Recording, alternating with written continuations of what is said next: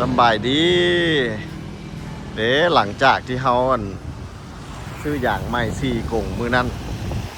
แต่ห้านนั้นเป็นห้านน้อยเขาจะบ่มีเฮ็ดอะไรเม่นให้เขามือนี้เขามาห้านนี้ได้บัดนี้ห้านนี้ห้านใหญ่ดีเว้ยโอ้เบิ่งนู้นนี่น่ะด็อกเตอร์พวกนั้นนี่น่ะของแท้นี่มาเฮ็ดอยู่ห้านนี้พูดออกไปใหญ่เลยบอนเขาอยู่นี่ก็ชื่ออยู่ใกล้ดงนาโซกเบิ่งเด้อไฟแดงดงนาโซกอยู่หั่นไปกับบ่ฮู้ว่าไปนี่เดี๋ยวตลาดแรงหนองด้วงอยู่หั่นเฮาก็บ่ฮู้ว่ามันยังเป็นดงนาโซกบ่อยู่นี่แต่ก็นี่โรงแรมฮูนานกันอยู่หั่นโรงแรมดังๆมานี่ห้านนี่ป้าบักใหญ่เลยห้านนี้แล้วเฮามาถามเพิ่นแล้วที่เขามาจอดปุ๊บว่าจะพนักงานเพิ่นมาตั้ง6 คนมาหาเขาจะเป็นดีพูดนะไปพนักงานแล้วก็บูดีร่างงามอีกเลยพนักงานเพิ่นบอกงามพูดนะ สบายดีห้านนี่คือมาดีแท้แล้วจุดได้ถ่ายให้ขอบใจมันเจ้าของห้านหวะว่าคือมันดีเลยไอจอดปุ๊บพนักงาน3-5คนใส่เจ้าของเพิ่นกันนิสัยดีด้วยนี่นะนี่ได้มาใช้บริการโดยโบกะหากได้เริ่มได้ปีปลายนิดนึงแต่ทำล้มตัวเดียวห้านนี่ใหญ่เว้ยใหญ่โอ้อย่างม้วนอ้ายหันมีบ่อย่างตัวเห็นบ่ครับของ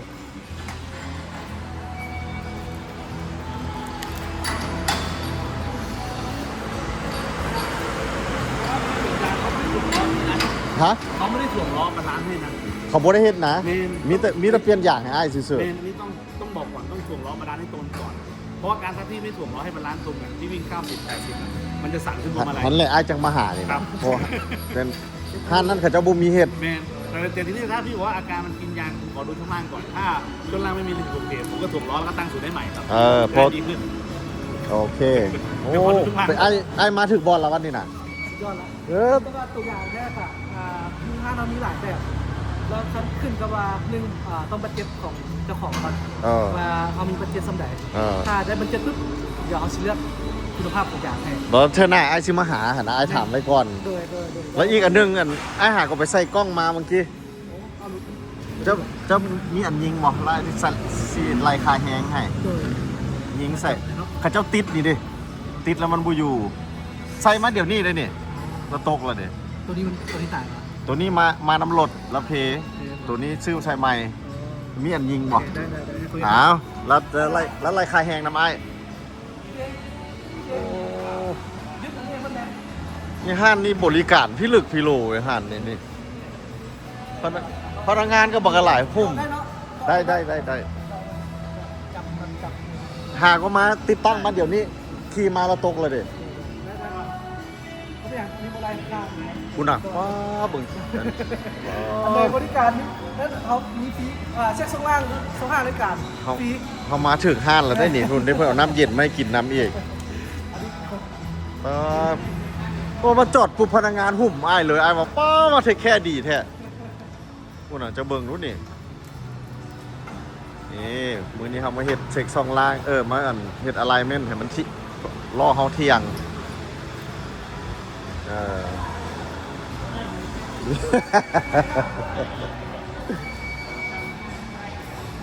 ห้านเพิ่นบอกใหญ่อันนี้ก็มากับน้องน้ำฝนคนใจดีแล้วเพิ่นมีบอลให้นั่งอยู่ใส่น้องน้ำฝนบอลนั่งฮะ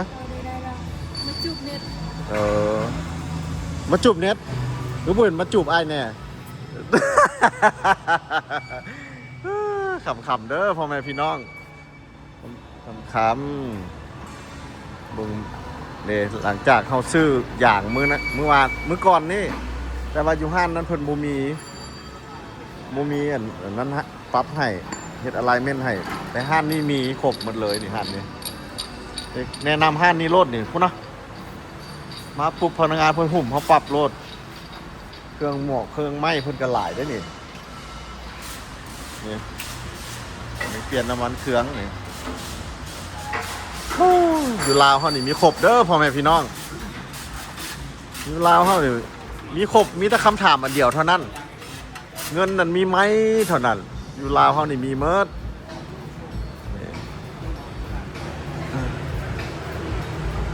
นี่พาไปเบิ่งน้องน้ำฝนสายพาไปเบิ่งห้องอันนี้มันตัวนี้เป็นบอลนั่งท่าอยู่โซนนอกเนาะอย่างรถเพิ่นก็มีหลากหลายมีบอลนั่งลิ้นโซนในนะหว่าไปพาไอ้ไปเบิ่งมาดูซะนะไอ้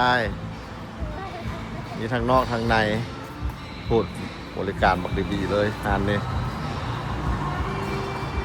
เจ้าของเพิ่นกับมันยืนเบิ่งเลยเนี่ยมาลมน้ำเฮาให้เป็นเจ้าของเพิ่นนิสัยก็ดี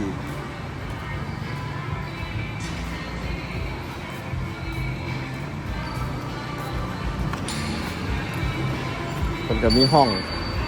เข้ามาก็เย็นเจี๊ยบเลยสบายดีโอ้ยิ้มแย้มแจ่มใส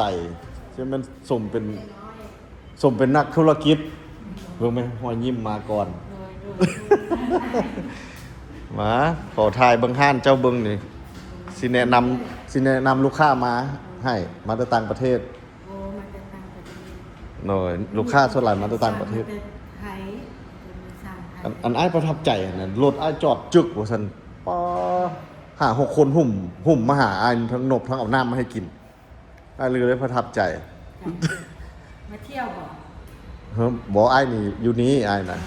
แต่ว่าอ้ายถ่ายเอาลงไว้ให้หมู่ครูอยู่ต่างประเทศเบิ่งนะ โอ้นี่เศรษฐีประเทศลาวเด้อพ่อแม่พี่น้องเบิ่งเอารถนี่นะเพิ่นเฮ็ดหอยยิ้มเพิ่นมาก่อนรถ คนลาวเนาะ โดยคนลาวเฮาเด้บ่นั่งเพิ่นบ่นั่งเพิ่นก็งามปานฮ่องเต้เพิ่นได้นี่นี่น้องฝนมันนุ่มดีหั่นนะมันนุ่มนั่งนี่พูดน่ะโอ้นุ่มบ่นั่งนี่นะ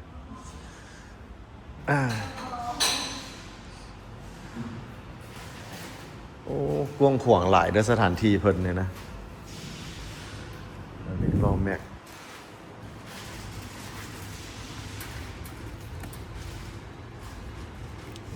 ก็มี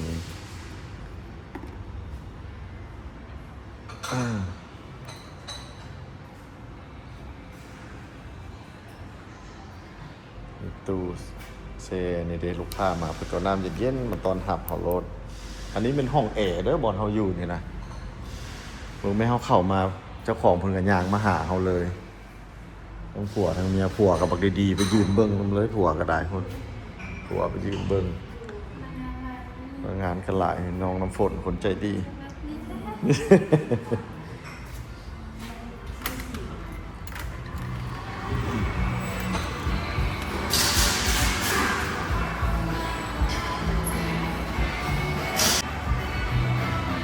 พนักงานเพิ่นหลาย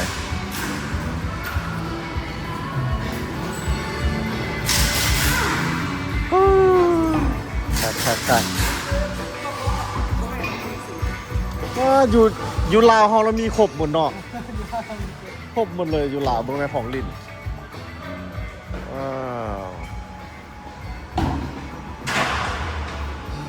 ว้าวไอ้ขอถามเนี่ยอันนี้ของล้อรถอีหยัง ตัวนี้เป็นของ BM ว่ะ เบน เบนว่ะคือ BM เบน ใส่กันได้หวะ ใช่ได้ตัวนี้มาตัวนึง ล้อซาว เบียมกับเบนน่าจะได้ ซาว นี่ เท่าไหร่ ของเบนบ่เบียมของไผ่อ๋อรถตัวซีรีส์อ๋อ อัน22ว่ะ23 ตัวนี้ขอบซาว ขอบสาวแต่อยู่ลาวเพิ่นก็ลิ้นกันอยู่ว่า22มี มีคือกันวะ มีส่วนใหญ่จะเป็นรถขอบส่วนใหญ่จะเป็นพวก SUV ไง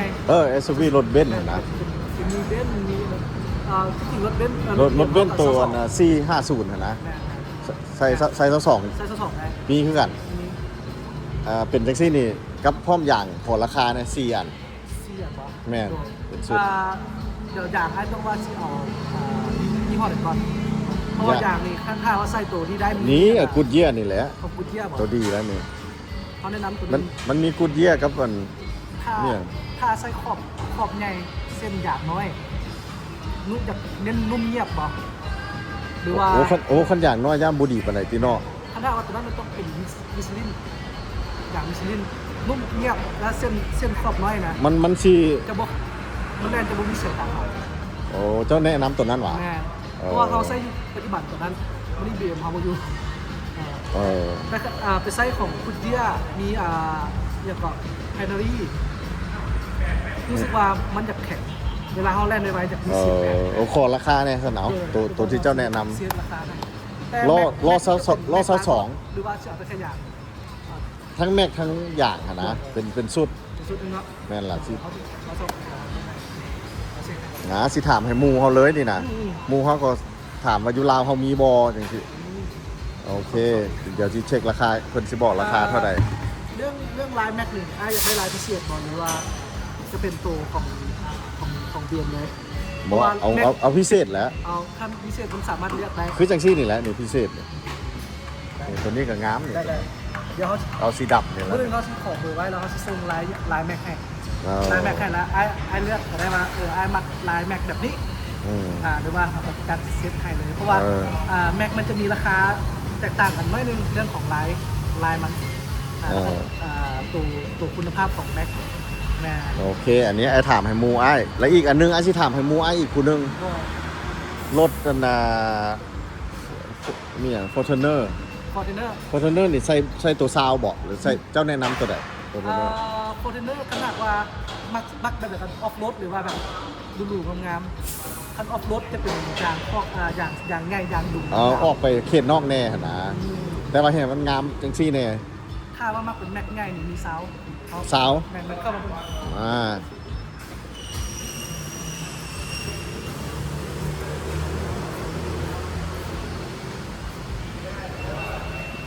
ตัวนั้นเจ้าแนะนำเป็นซาวอ่ะ ใส่ซาว ไส้เสาของน้ำเท่าไหร่นี่คือลายขอบเสา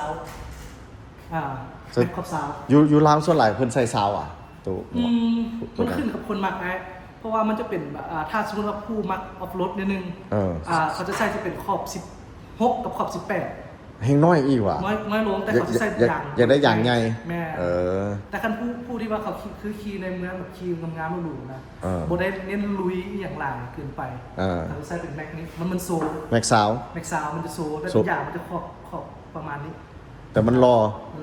รอแต่ว่ามันลุยบ่ได้ปานใด ใส่ยางหนามก็ได้ของอย่างก็โตโยไทย ส่วนหลายเพิ่นใส่ซาวอ่ะ อยู่ลาวเฮา ส่วนไหนใช้ซาว Fortuner ฟอร์เทนเนอร์มีซาวแล้วกับมันขึ้นอยู่คนมักนะครับก็ตอบได้ว่ามันชื่อแบบ มันมีขึ้นอีกอยู่อ่ะ22 21อย่างก็ใส่ได้ว่ะ ข้างเนี่ยไงแล้วคันใส่ได้ แต่มันต้องตัดซุ้ม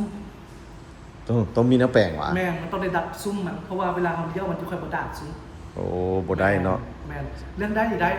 แต่ต้องยอมครับว่าต้องได้ยอมตัดต้องได้ยอมตัดมันนิดนึงแล้วมันจะค่อยเวลาเยี่ยวอย่างต่างมันจะบดาด แต่ส่วนหลายเป็นคนใส่ซาวเนาะ ใส่ซาวมันพอดีงาม พอดีจบเลย งามมีคนเริ่มเรียนเดือนนี้16 18ซาว16นี่จะเป็นขอบน้อยแต่เขามักใส่อย่างใหญ่ๆ18ก็พอดีแบบครึ่งๆกลางๆ นั่นแหละไอ้สองขอสองราคานั่นแหละ ตัวนี้เป็นเซตกับหยาง โดย เป็นเซตแล้วกับตัวอยู่นอกหั่นเป็นเซต เซ็ตเนาะของเอ็มเนาะ หมู่ไอ้2คนฝากให้ถามมาอยู่ลาวเฮามีบอมแล้วก็ราคาจังได โดยได้ โอ้ เดี๋ยวต้องซีแนะนำ ดี เอาอย่างตัวที่มันดีเลยนะ โอเค แล้วก็เหมาะสมกับรถคือตัวนั้นน้องจะแนะนำเป็นมิสลินให้ที่ว่าน้องเล่นตัวของ BM นะเพราะว่าโดยรวมน้ำหนักรถ BM มันจะหนักแล้วก็จะการขับขี่มันต้องการเน้นนุ่มหน่อยนึงไปแบบเงียบหน่อยนึงพอดีแล้วก็ความหรูมา โอเค ตัวนี้นี่น้องซีแนะนำเป็น2แบบคือขอบเสาแต่จะเป็นยางหนามกับยางเรียบ อ๋อ ซีแนะนำให้เป็น2 ตัวใดเท่ขี่อยู่ในเมืองเนี่ย ถ้าคิดในเมืองเขาตัวขอบหนามจะเป็นยางเส้นหนามจะเท่กว่า มันเป็นจดเบอร์ WhatsApp ไอ้ไว้ เดิ ด้วย นอัน แล้วส่งข้อมูลให้ไอ้เห็นแน่ ย้อนสอบดูค่าซื้อใหม่เพราะว่าจดแท็กสมาเบิ่งไลน์สิ โทรศัพท์เจ้าเด้ลายสิเซฟเจ้าไว้โทรศัพท์ โอเคเดี๋ยวเขาซีเอาของไอไว้ก่อนนะซีเอาของส่วนตัวเขาให้เบอร์ไอเท่าไหร่ 55277085 2 77085 เนาะ อ่า 85เนาะ แล้วซื้อรัฐ ไอรัฐ ไอ้รัฐ รักหรือรัฐ รัฐบาล รัฐไอรัฐเนาะไอ้คนบ่แม่นคนลาวที่บอกจะว่า ให้เจ้าเดาอ๋อเจ้า สไตล์คล้าย เจ้าเดา ๆไม่กล่าว ให้เจ้าเดาบอกว่าเมียเจ้าจากผู้หนอนี่แต่คนสละฉลาดเด้อนี่สองผัวเมียยิ้มห้อยยิ้มมาก่อนโลด เรื่องคือแบบอยู่หนึ่งนี่คันเป็นออสกับไม่กล่าว เออ แม่บอกเลี้ยงไหน แมนเก่งหลายโอเค ก็เดี๋ยวเราเบิร์น้องเดี๋ยวเบิร์น้องให้ เอาคันนั้นหมูคุยมาจากต่างประเทศเพิ่นอย่างมาห้านเจ้านี่เฮาอยู่บ้านไหนนี่นะ อันนี้เขาเอิ้นบ้านดงนาโซก บ้านดงนาโซก ทิศซีแยกไฟแดงปากทาง โอ้ยังเป็นดงนาโซกอยู่วันนี้ ดงนาโซกอยู่ พอไฟแดงดงนาโซกอยู่ คั หั่น เป็นทุกขั้นเป็นคันเลี้ยวขึ้นไปจะเป็นปากทาง อืม จากลงมาจะเป็นดงนาโซก โอเค ซึ่งมาถ้ามาจากทางคาวาซ่าเขาเอิ้นจะเป็นมาจากหนองด้วง เออโอเค แต่มันยังดงนาโซกสมองเขาอยู่เนี่ย อันนี้ยังเป็นดงนาโซกอยู่เขาเอิ้นดงนาโซกใต้ถ้าขึ้นตาม โอ้ อันของบ้านยังไง อืมโอเค โอเค เดิน อ้ายบาดนี้ เดี๋ยวเอาเบอร์เดี๋ยวเขาซิเดี๋ยวนะ ถ่ายมาเบิ้ง เขาซิทักเดี๋ยวได้ มาบัดนี้ไอ้สิขอไปถ่าย โดย เครื่อง ด้วยไง ของเครื่องลิ้นของเจ้าก็มีหลายเนาะ แมน ถ่ายเบิ่งก่อน เราไง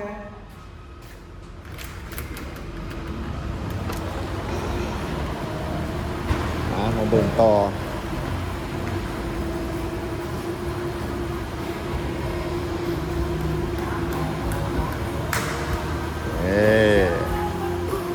เพิ่นเฮ็ด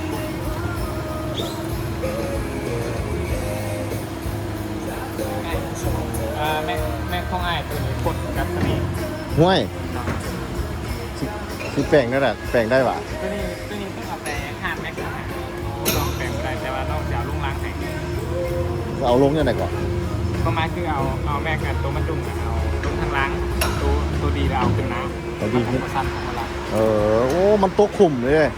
ตกขุมจนงอมิจะกันงอ ลองเช็คนะเช็คแต่กันสองรอบนี่ สองล้อนี่มาจากทางหน้าวะ ตัวนี้ข้างหน้าตัวนี้ข้างหลังหลังขวา โอ้จนมันงอเลยว่ะจะว่าเนี่ย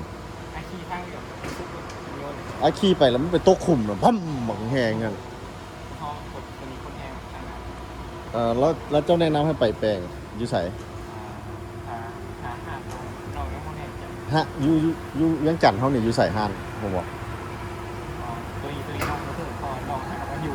แต่ว่าขี่แล้วมันสั่นว่ะเจ้ามันสีสั่น โยน โอ้นอนตกขุม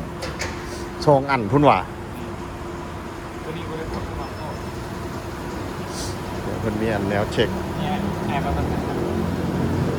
มันชิโยนตัวนี้ ฮะ เดี๋ยวมันชิโยน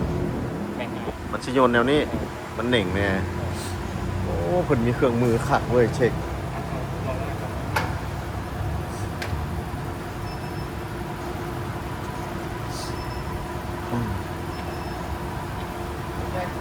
อ๋อ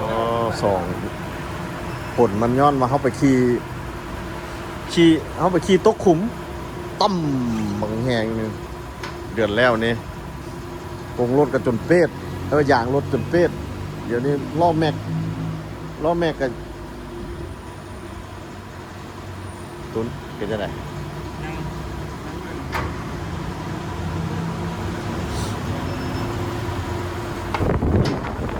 โอ้จะแบ่งใส่ล่ะ ที่ตัวใหม่แต่เป็นตัวใหม่ เอ แต่ อ มันแบบไงวะ เออ มันสมดุลกันนะ เออสมดุลกัน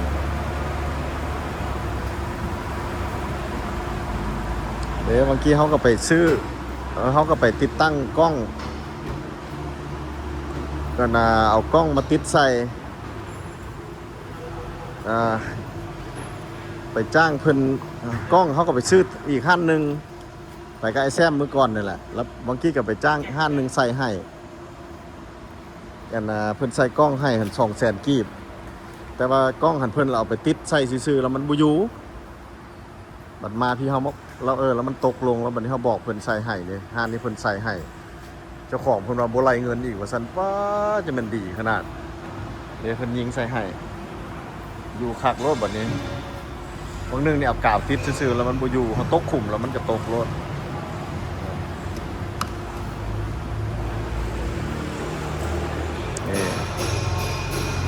ห้านนี้เจ้าของเพิ่นก็ดีสมที่เพิ่นเป็นเศรษฐีประเทศลาวนี่นะเดี๋ยวย้อนเฮาไป เฮาไปตกขุมขี่ไปแล้วขุมมันมีน้ำแล้วตกแหงลั่นปั๊มบักแหงป้อจนตื่นมันแกล้งหลาย คนร้ายจะดิบพอเล่าเบื้องก่อน โอ้แล้ววิธีแก้เราเอานี้ไปติดใส่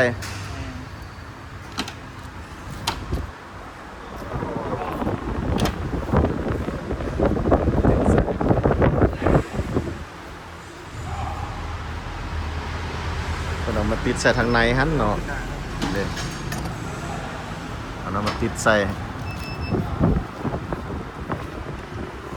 ว้าวอยู่ลาวเขามีครบเด้อพ่อแม่พี่น้อง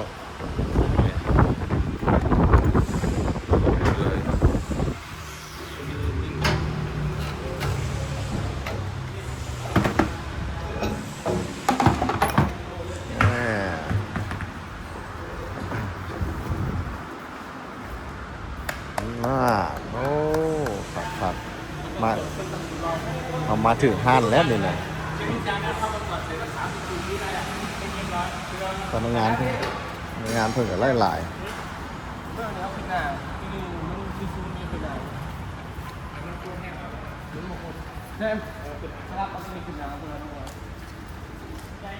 นี่เพิ่นว่าตัวใดโคตรแห้งแล้วเอามาอยู่ข้างหลังว่าซั่นแล้วตัวใดบ่โคตรเราไปใส่ทั้งหน้า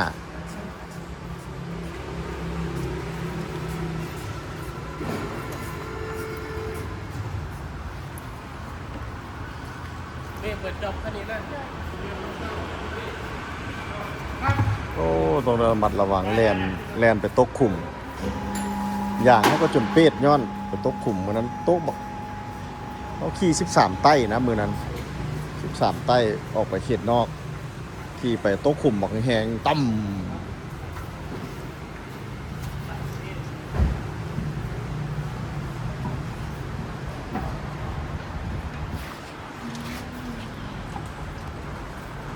งั้นบ่ผู้บ่าวตัวใดที่บ่ง้อหลายล่ะไว้ทั้งหน้าแม่นว่ะ ไม่จังว่าเกิดทางด้านสาย ด้านสายยางเส้น ฮะ ยาง อย่าขาดใส่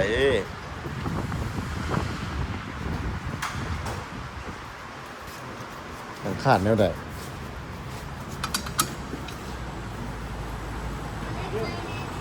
หน้าเกิดตัน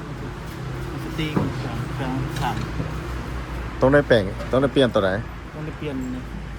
เปลี่ยนไปเลยนี่ หึ ยะมันเป็นเพิ่มมาย่างแทนเชือก ขาดว่ะ แม่นขา ย้อนตกขุมคือว่าตกขุมมันวะ ในเวลาแบบสตาร์ทเครื่องมาเทสในเครื่องสั่นมันสติง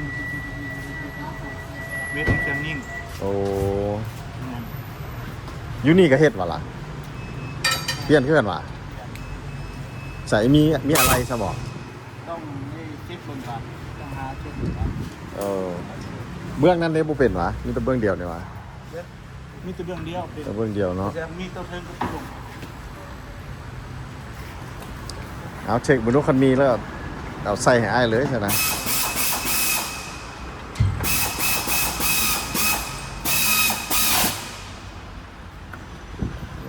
ไม่เครื่องมือ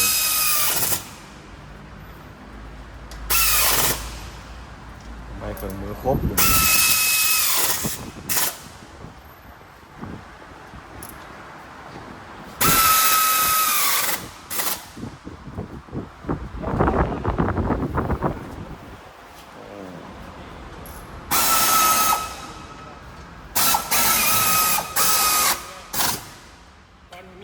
กียร์ขาข้างไหนตรงนี้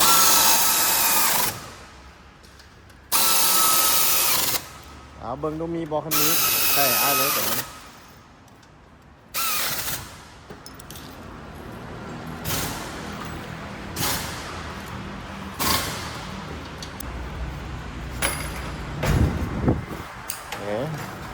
แต่เข้ามาแล้วกันเพิ่นเช็คเลยของลิดลายได้นี่นะโอ้อันนี้เด็กน้อยนี่ก็เก่งเลยเด็กน้อยนี่นี่เพิ่นเด็ดเครื่องตองอันนี้แอร์เฮ็ดให้แอร์เย็นแม่นบ่ อันนี้มันต้องฝุ่นจาก ต้อง แม่ พูนจากแอร์พูนเนาะบ่คนเปื้อนป้ออันนี้ตัวใหม่จัดใหม่ให้อ้ายเลยซะนะกับตัวนี้เด้มีบ่ ตัวนี้ต้องได้หาครับ บ่มี ผมไม่หามัน บ่มีก็ใส่ตัวเก่าไปก่อนเนาะเดี๋ยวเช็คเครื่องให้พร้อม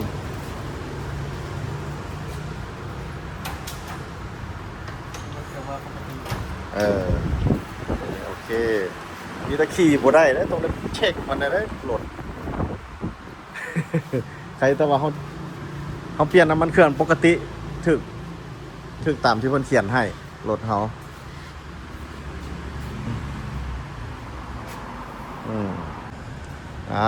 เรียบร้อยแล้วบัดนี้